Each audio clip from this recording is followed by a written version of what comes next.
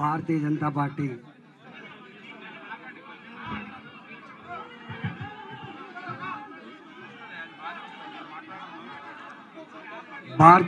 Party నిరుద్యోగ యువకులారా ఆత్మహత్యలు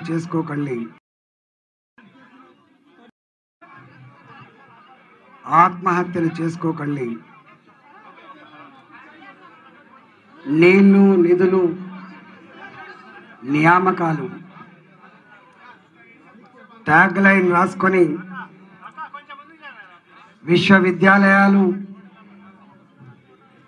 కాలేజీలు, స్కూళ్ళు బంద్ పెట్టుకొని తెలంగాణ వస్తే మాకు ఉద్యోగాలు వస్తాయని, తెలంగాణ వస్తే మా బతుకులు బాగుపడతాయని ఏ విద్యార్థి యువకులైతే బలిదానం చేసుకున్నారో, గొప్ప భవిష్యత్ కోసం కళ్ళు కన్నారో, ఆ కళలు కళ్ళలుగా చేసిన వ్యక్తి కేసీఆర్ గారు. మనం చెప్పడం కాదు, వాళ్ళు వేసిన పిఆర్సీ కమిటీ ఇంతకుముందే విఠల్ గారు చెప్పినట్టుగా 1,91,000 మంది ఖాళీలున్నాయి ఇక్కడ, అవి నింపుకోవచ్చని చెప్పి ఘంటాపథంగా చెప్పినప్పటికి కూడా కేవలం ఎన్నికలలో నిరుద్యోగ యువకుల ఓట్లు అవసరం వచ్చినప్పుడు మాత్రమే మాట్లాడినారు తప్ప ఎప్పుడు కూడా ఆ సమస్య పరిష్కారం కాకుండా ఉన్నది. నిరుద్యోగ యువకులారా, ఈ ప్రభుత్వానికి కాలం చెల్లింది. ఈ ప్రభుత్వం రాబోయే కాలంలో కొనసాగే ఆస్కారం లేదు. తప్పకుండా ఈ 2 సంవత్సరాల లోపు నోటిఫికేషన్లు ఇవ్వమని చెప్పి డిమాండ్ చేస్తుంది భారతీయ జనతా పార్టీ. దాంట్లో భాగమే అధ్యక్షుల వారి వాళ్ళ దీక్ష చేస్తూ ఉన్నారు. కాబట్టి భారతీయ జనతా పార్టీ ఉద్యమాలు చేయడమే కాదు, భారతీయ జనతా పార్టీ తప్పకుండా తెలంగాణ గడ్డ మీద ఎగిరే జెండా కాషాయ జెండానే. కాబట్టి భారతీయ జనతా పార్టీ ఈ రాష్ట్రంలో అధికారం చేపట్టిన తర్వాత తప్పకుండా ఉద్యోగాల భర్తీ చేస్తారని చెప్పి మీకు హామీ ఇస్తా ఉన్నాం. ఇవాళ విఠల్ గారు అనేక విషయాలు వారు చెప్పినారు. మా స్వామి గౌడ అనే విషయం చెప్పినాడు. ఎందుకంటే నిరుద్యోగుల గురించి కానీ, ఉద్యోగుల గురించి కానీ, వాళ్ళ సమస్యల గురించి కానీ అనేక రకాల అవగాహన ఉన్నవాళ్ళు కాబట్టి చాలా విషయాలు చెప్పినారు. కానీ ఇవాళ నిమ్మకు నీరెత్తినట్టుగా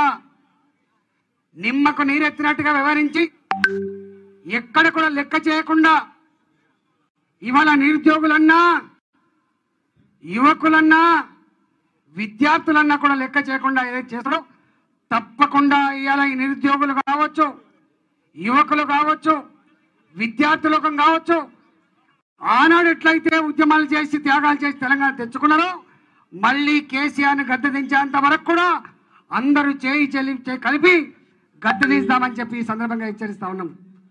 ఇవాళ ఈ కార్యక్రమాల్లో మాజీ మంత్రులు, మాజీ పార్లమెంట్ సభ్యులు, మాజీ శాసనసభ్యులు, శాసన మండలి సభ్యులు, భారతీయ జనతా పార్టీ రాష్ట్ర నాయకులు, పెద్దలు లక్ష్మణన్న గారు ఓబీసీ మోర్చా జాతీయ అధ్యక్షులు విజయశాంతి గారు, పెద్దలందరూ కూడా పాల్గొన్నారు. కాబట్టి ఇవాళ ఈ వేదిక నిరుద్యోగ యువకులకి ఒక భరోసా ఇవ్వడమే కాకుండా మీ అందరికి కూడా రాబోయే కాలంలో ఏ ఉద్యమాలు చేసినా కూడా భారతీయ జనతా పార్టీ మీకు అండగా ఉంటుందని చెప్పి సందర్భంగా మనవి చేస్తా ఉన్నాం. ఇవాళ కొండ నాలుకకు మందేస్తే ఉన్న నాలుక పోయినట్టుగా చివరికి ఇప్పటిదాకా చెప్పుకొని పోయినరు. మేము ఫీల్డ్ అసిస్టెంట్లని, మా జీతభత్యాలు 10,000 రూపాయలు మాత్రమే. ఇది కూడా కేసీఆర్ ఇంటికెళ్ళి ఇస్తలేడు, కేసీఆర్ సర్కార్ ఇచ్చేది కాదు. ఉపాధి హామీ పనిలో దేశవ్యాప్తంగా ఫీల్డ్ అసిస్టెంట్ల వ్యవస్థ ఉన్నది. 90% నిధుల్ని గవర్నమెంట్ ఆఫ్ ఇండియా మాత్రమే ఇస్తుంది, 10% మాత్రమే రాష్ట్ర ప్రభుత్వం ఇస్తుంది.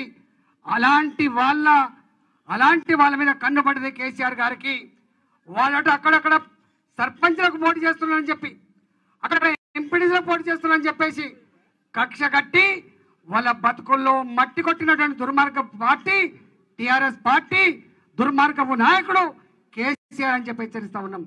ఇవాళ కరోనా వచ్చిన తర్వాత ప్రైవేట్ స్కూళ్ళల్లో, ప్రైవేట్ కాలేజీలలో, ప్రైవేట్ సంస్థల్లో పనిచేసే వాళ్లకు జీతభత్యాలు లేక పీజీలు చేసిన వాళ్ళు, పిహెచ్డీ చేసిన వాళ్ళు కూరగాయలు అమ్ముకొని బతికిన చరిత్రలు మన కళ్ళ ముందు ఉన్నాయి. కూలికి పోతున్న విషయాలు మన కళ్ళ ముందు ఉన్నాయి. మేస్త్రులుగా పార పట్టుకొని తాపి పట్టుకొని పనిచేస్తామని చెప్పి స్టోరీలు వచ్చినా కూడా అలాంటి వాళ్ళను ఆదుకొని ముఖ్యమంత్రి, అలాంటి వాళ్ళ మీద దృష్టి పట్టని ముఖ్యమంత్రి ఇవాళ కేసీఆర్ గారు మాత్రమే మనం చేస్తున్నా. నీరో చక్రవర్తిలాగా వ్యవహరిస్తా ఉన్నాడు. సంవత్సర కాలంలో 145 రోజుల పాటు ఫామ్ హౌస్ లో గడిపిన ముఖ్యమంత్రి కేసీఆర్ గారు మాత్రమే అని చెప్పి చరిత్ర చెప్తా ఉంది. ఈ దేశంలో అత్యంత హీనపరిచిన ముఖ్యమంత్రి కేసీఆర్ అని చెప్పి పత్రికలు రాసిన, సర్వే రిపోర్ట్లు వచ్చిన జ్ఞానోదయం కాని ముఖ్యమంత్రి కేసీఆర్ గారు మాత్రమే.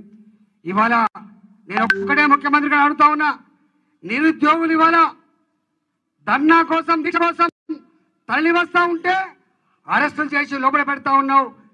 కేసులు పెట్టడం, జైళ్ల పాలు చేయడం ప్రభుత్వాలకు కొత్త కాకపోవచ్చు, కానీ తెలంగాణ సమాజం కేసులు పెట్టి వేధించే ప్రయత్నం చేస్తే బరీసిని భరతం పడతానని చెప్పి హెచ్చరిస్తా ఉన్నా. ఇవాళ బేషరతుగా కొన్ని వందల మంది నాయకులను ఇవాళ హౌస్ అరెస్ట్ చేసిండు. కొన్ని వేలాది మంది యువకుల్ని, నిరుద్యోగ పిల్లల్ని ఇవాళ అరెస్ట్ చేసిండు. వాళ్ళందరినీ కూడా బేషరతుగా వదిలిపెట్టాలని చెప్పి ప్రభుత్వానికి హెచ్చరిస్తా ఉన్నా. పోలీసులకు కూడా ఒక సూచన చేస్తా ఉన్నాం, చట్టబద్ధంగా మీ విధులు నిర్వహించాలి తప్ప కేసీఆర్ ఆదేశించిందని చెప్పి ఇవాళ బానిసలాగా వ్యవహరించద్దని చెప్పి కూడా సూచన చేస్తా ఉన్నా. ఇది మంచిది కాదు.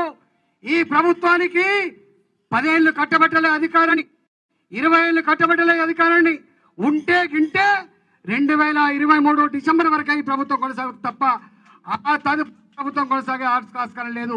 ఒకసారి ప్రభుత్వం కుప్పగొలితే మరోసారి తెలంగాణ గడ్డ మీద ఈ జెండా మొలకెత్తే ఆస్కారం లేదు.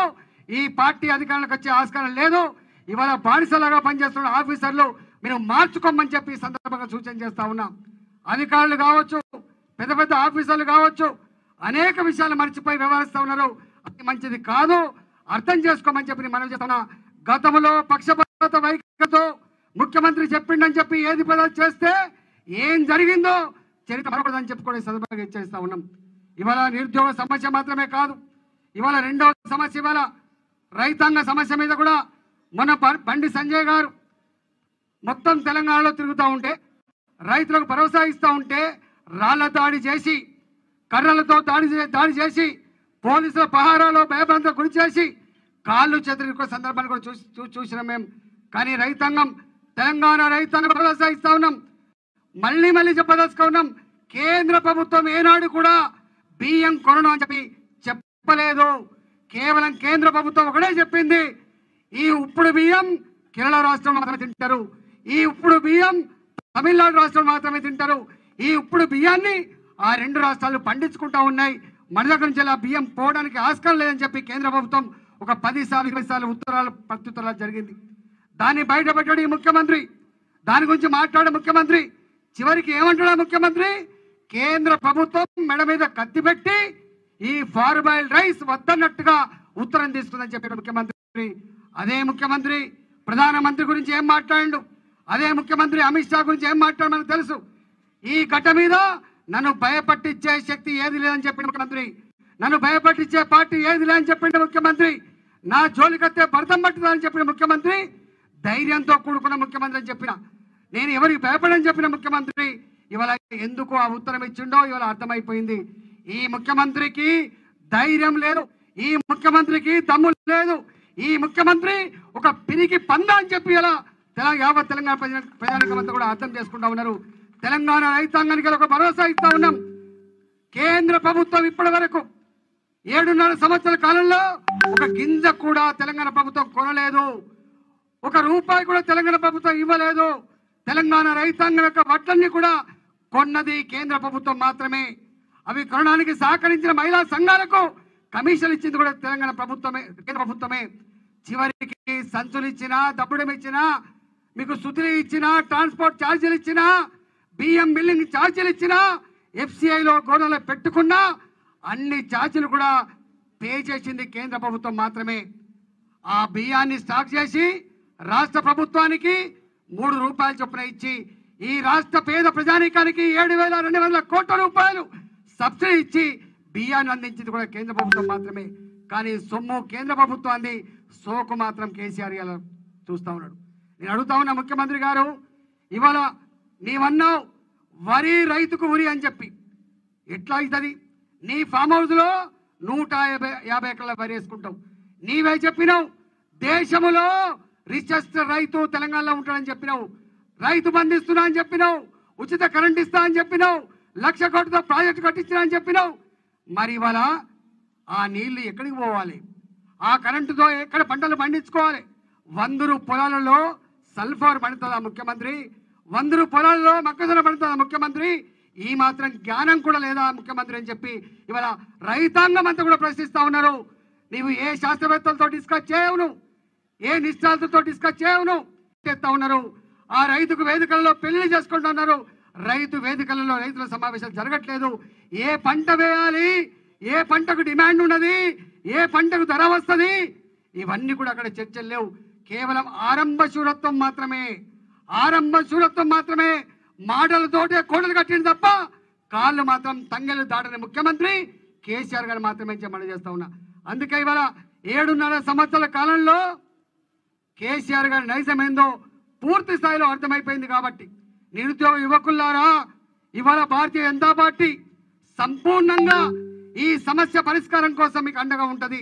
అంతేకాదు కేసీఆర్ గారు ఆనాడు మేనిఫెస్టోలో చెప్పిండు, కూరగాయలు అమ్ముకొని చదివించింది మా తల్లి, రిక్షా తొక్కి చదివించిండు మా అన్న, ఆటో నడిపించిండు మా అన్న, ఇప్పుడు ఉపాసం ఉండి కాయ కష్టం చేసి ఏ అంబేద్కర్ గారు అయితే చదువే సకల సమస్యలకు మార్గమని చెప్పిండో దాన్ని నమ్ముకొని మా ఊర్లలో ఉన్న కొమ్మలను చదివించుకున్నాడు, మా ఊర్లలో ఉన్న సమ్మను చదివించుకున్నాడు. అలాంటి జనరేషన్కి వాళ్ళ ఉద్యోగాలు లేకపోతే వాళ్ళు చివరికి నా చిక్కడపల్లి లైబ్రరీలో వాళ్ళే కుర్చీ తెచ్చుకొని కిటికీ కట్టేసుకొని అక్కడ అరటి పళ్ళు తిని 18 గంటలు కళ్ళల్లో వత్తులేసుకొని చదువుకున్న నిరుద్యోగ యువకులు వాళ్ళ దగ్గర కూడా మా ప్రెసిడెంట్ గారు పోయినరు. అలాంటి పిల్లలకి ఏం చెప్పినావు? తల్లిదండ్రుల మీద భారం పడకుండా 3,016 రూపాయలు నిరుద్యోగ వృత్తి ఇస్తా అని చెప్పి మేనిఫెస్టోలో రాసుకున్నావు కదా ముఖ్యమంత్రి గారు. మేనిఫెస్టో భగవద్గీతతో సమానం, మేనిఫెస్టో ఖురాన్తో సమానం, మేనిఫెస్టో అది ఒక గొప్ప గ్రంథం అని చెప్పినావు, భగవద్గీత అని చెప్పినావు కదా. ఆ మేనిఫెస్టో మూతికి చూసుకునే కాగితంగా అని చెప్పినావు కదా ముఖ్యమంత్రి. మరి ఆ మేనిఫెస్టోలో 2018లో 3,016 రూపాయలు ఇస్తా అని చెప్పిన ముఖ్యమంత్రి, రిచెస్ట్ స్టేట్ అని చెప్పే ముఖ్యమంత్రి, సంపద కుదరదని చెప్పే ముఖ్యమంత్రి ఎందుకు ఇవ్వలేకపోయినావు? మీరు సమాధానం చెప్పగలుగుతామని చెప్పి అడుగుతా ఉన్నాం. ఇవాళ మొత్తం ఈ రాష్ట్ర ఖజానాని చిప్పజతికిచ్చినట్టుగా అయిపోయింది.